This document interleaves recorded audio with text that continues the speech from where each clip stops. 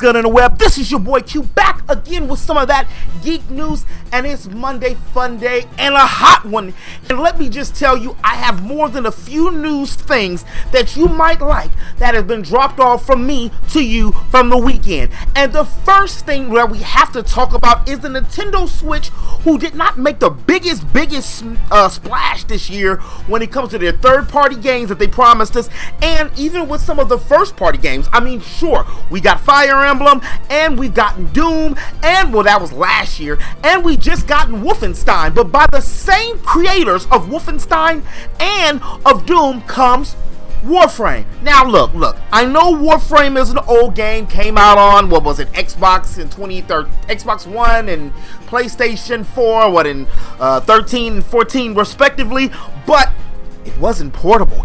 The game was not handheld, and while I didn't get completely immersed into the game, I have a lot of friends, and I mean a lot of friends who are gaming on a budget like me, so they play this free game because, well, it's free 99, and the ability to be able to have samurai slash ninjas, or ninjas with katanas, which still will kind of be samurais, and I'm not even going to the whole, theology of that right now, but the ability to be able to have katanas and guns and fight into a space type environment. If one thing you need to know about me, I love fantasy things. It's fantasy, and I also am in love with almost everything space. So am I going to play the game when it comes out? Of course I'm going to play the game when it comes out. It's going to be offering some PvP that is much needed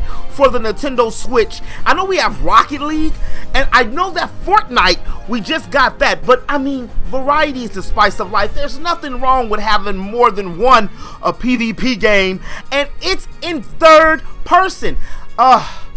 I'm also a person as well who does not like, well, I've mentioned it so many times, I prefer to see my actual characters or avatar rather than not seeing them, mainly because we're in first person all the time. Matter of fact, just look at yourself. Just look, we're in first person now. The game is going to be, of course, free, just like it was for the PlayStation 4 and for the Xbox One. There's still no exact release date. I looked it up before I did this, and I couldn't find anything. So if anybody does know an exact release date, comment about it on the comment section below. It's greatly appreciated. And just when you thought your kids, your little brothers and sisters, your grandmama's baby's mama's little cousin's niece was not going to be able to go to the store for holiday seasons and pick their favorite toy off of the shelves because Toys R Us finally closed its doors earlier or late last month, well, it's some news and some rumblings that KB Toys, a direct competitor of Toys R Us, may reopen some stores before the holiday season 2018. That's this year. There's two places that are very magical for children and children at heart, and that was Disneyland and Toys R Us. And coming at a really close third was KB Toys. KB Toys came out way back in the day. I can't even really remember. It just was always there until they closed their doors in 2009. KB had the idea earlier this year that they were going to start and resurface their toy store online, but now that Toys R Us is, well, no more, the rumors are starting to circulate again that KB Toys will, in fact, have multiple locations that are going to be spread out throughout the country to, well, suck up that market of collectibles and toys that the online and Amazon, eBay, and Wish just can't, well, do.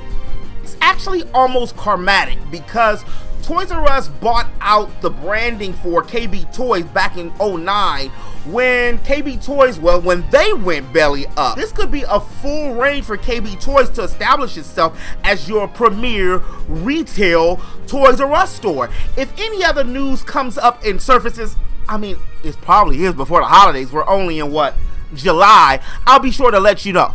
I've said this before and I'll say it again. My Hero Academia teaches anime, and especially shonen and ongoing animes, how to do fillers. The latest episode is just an example of, well, how to do fillers that makes people very engaged while still sprinkling on some other characterizations into, well, the characters that we know and love. The latest episode of My Hero Academia shows all of the students after the aftermath of All Might and All For One's major blockbuster battle, All Might and Eraserhead going from family to family to family and house to house to house to see, well, if the parents will allow their children to participate in living in the dorms, which will shore up a lot of the security issues that were going on in UA from, well, since the anime launch. It's just the simple things that really made me feel even closer to these characters, because it went through each room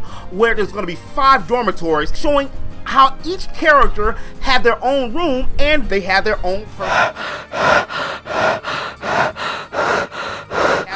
personality within the rooms. And you know what?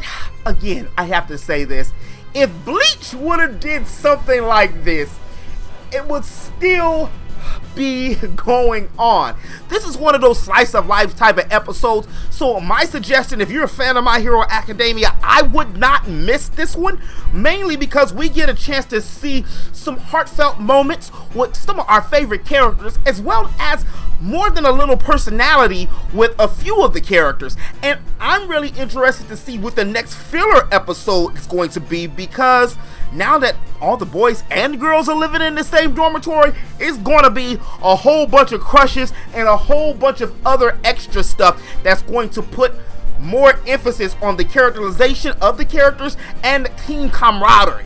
And this last story is something that's very near and dear to my heart, especially since I'm a content creator not only here on YouTube, but also a content creator just in general. And this story is involving one of my Facebook artist buddies, and who this dude does great art, LaShawn Thomas, who has been doing art for the longest. You probably know him best for some of his work that was done on The Legend of Korra and Black Dynamite. Those are 2 very big notable things that he's done, but he's one of the men behind the scenes and is finally getting the opportunity to showcase one of his long-standing comic/graphic novel books. Cannon Busters is now going to have a 12 episode run on Netflix on April 1st, 2019. And no, it is not an April Fool's joke. This dude has been in the trenches for a very long time. Rumor has it he started the story of his graphic novel way back in 2005, but it only got as far as about 2 episodes. But my man kept his dream alive. But this is to go to all the content creators out there, speaking to myself as well. Keep grinding until you shining. And in 2014, he started a Kickstarter, and in 2019, he's gonna have his series and one of his dreams come to reality. So if you want to check out any of LaShawn's work, or you want to help the man out on Kickstarter or Patreon or whatever else he has going on, or if you just want to find out more about the story of Cannon Busters, I have links in this description below. As always in the web, this has been your boy Q, your friendly neighborhood geek. If you did like this video, please, it means so much, hit that like button. And if you're new to my channel, make sure you hit that subscribe button and ring that bell to stay up to date on all things geek.